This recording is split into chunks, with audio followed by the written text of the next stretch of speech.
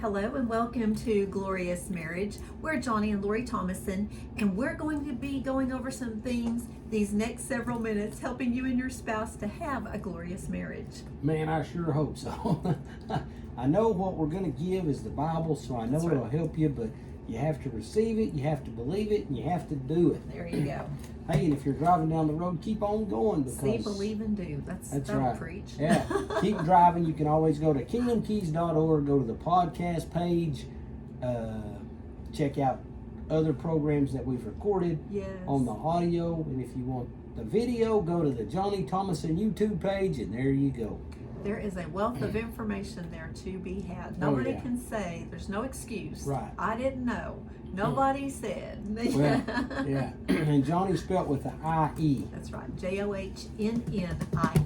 That's right, Thomason. Go to that YouTube page and you can check out the audio. All right, let's jump into this thing. Luke chapter 6, verse 38. We're going to look at it in a different perspective. Johnny's had this burning. He said, this is what we're doing. Don't get me off topic. Don't get me off subject. This is what we're doing.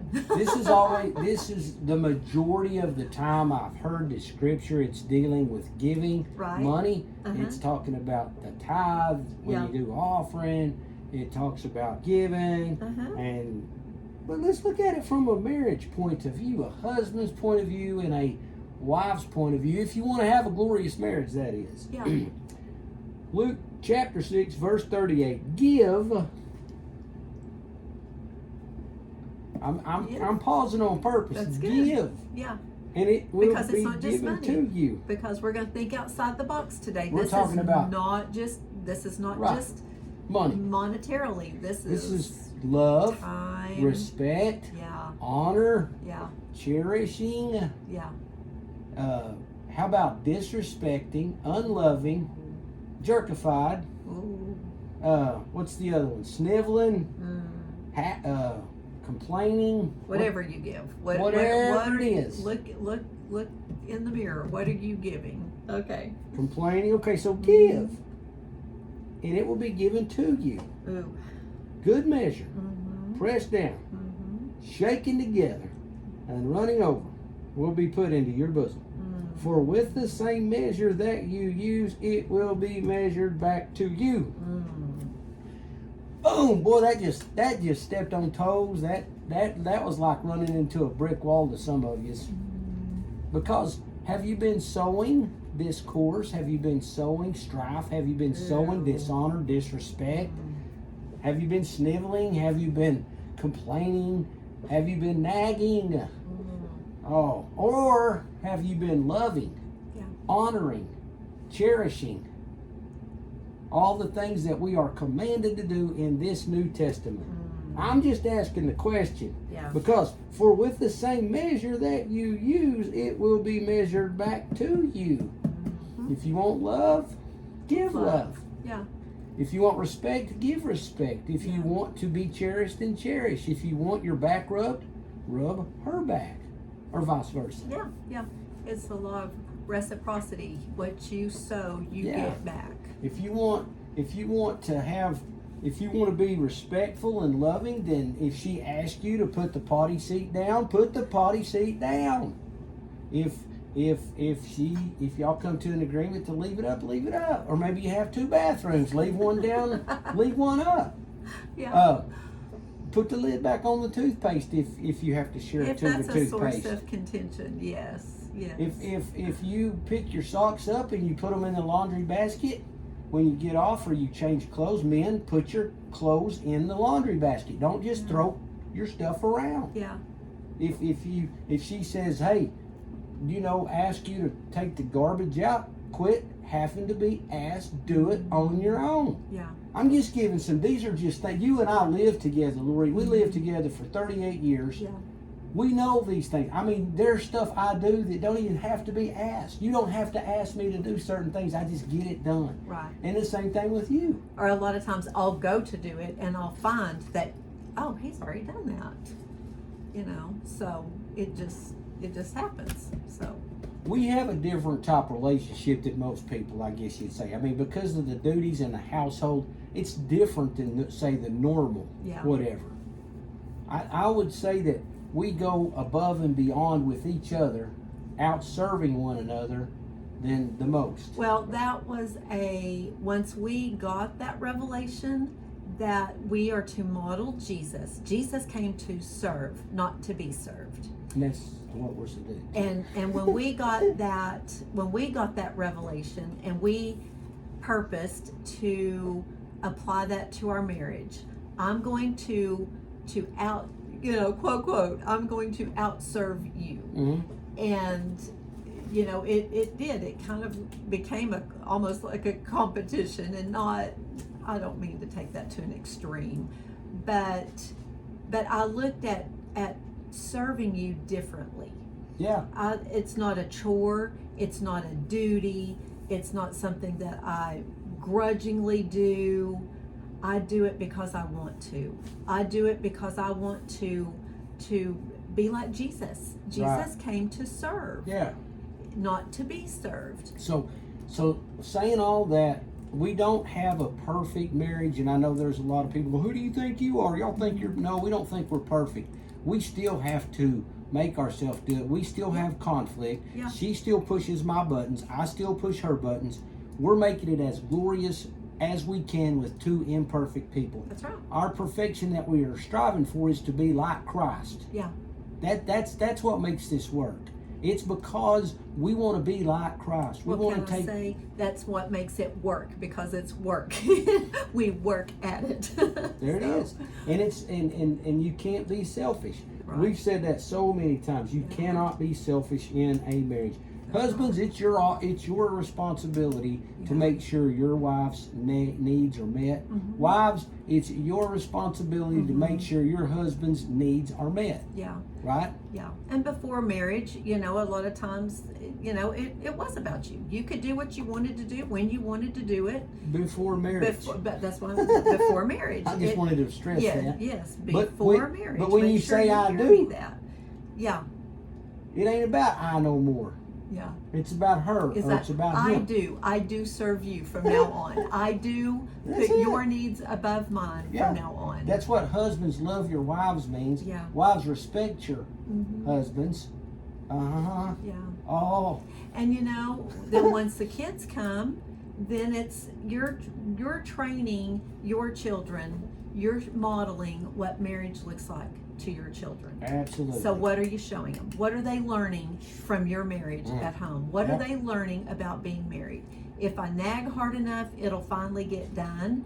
Or are they seeing, a reciprocal relationship where I'm trying to outserve? Mama always tried to outserve daddy. Daddy tried to outserve mama. Yeah.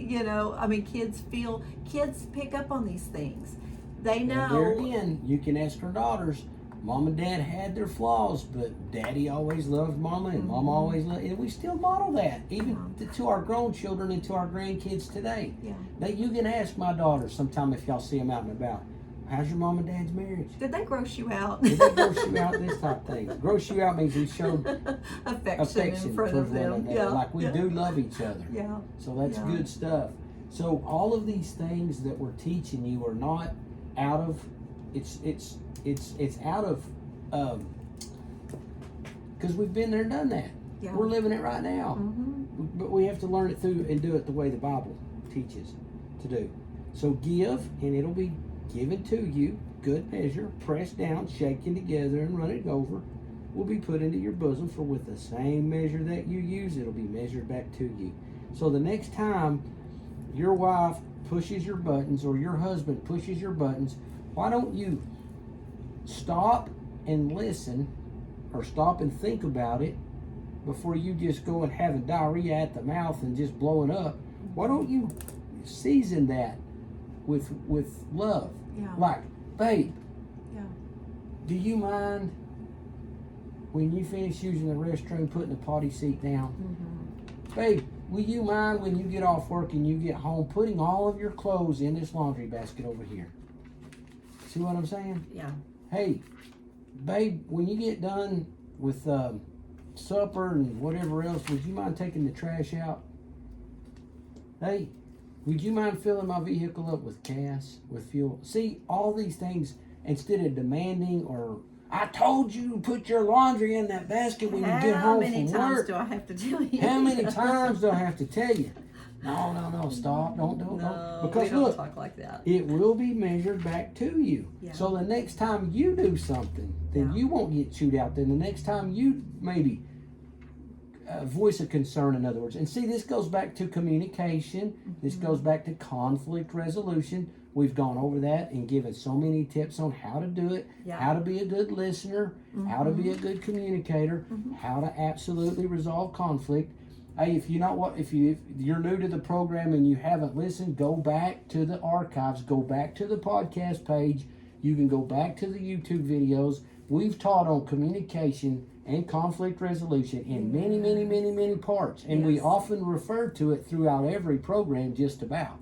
Yeah. Because it's that important. Well, good communication is one of the fundamental foundations of a glorious marriage. If you can't communicate properly, effectively, clearly, you're going to have problems. You're going to have problems. I'm not trying to speak it over you. It just is what it is. That is what it is. If you can't communicate clearly, respectfully, concisely, you're not going to have a glorious marriage.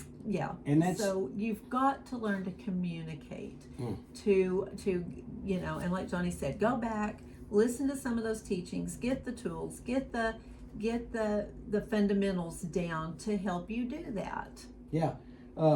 We strive daily to, like I said, serve one another, to do what the scripture says. You know, you and I teach a lot. We teach constantly. Ephesians chapter 5, 1 Corinthians chapter 7, those are the two big marriages, but then there's a lot of others sprinkled out throughout the Bible. Yeah. We strive to teach this, but this is what we have to live this out. Yeah. And I talk about communication. As much as we teach it, we still have to do it. Exercise it. Yeah. We still have to do it. And I mean, even this very day before we did this program, we were having a conversation, and I was asking a question, and you weren't picking up what I was laying down. I knew it.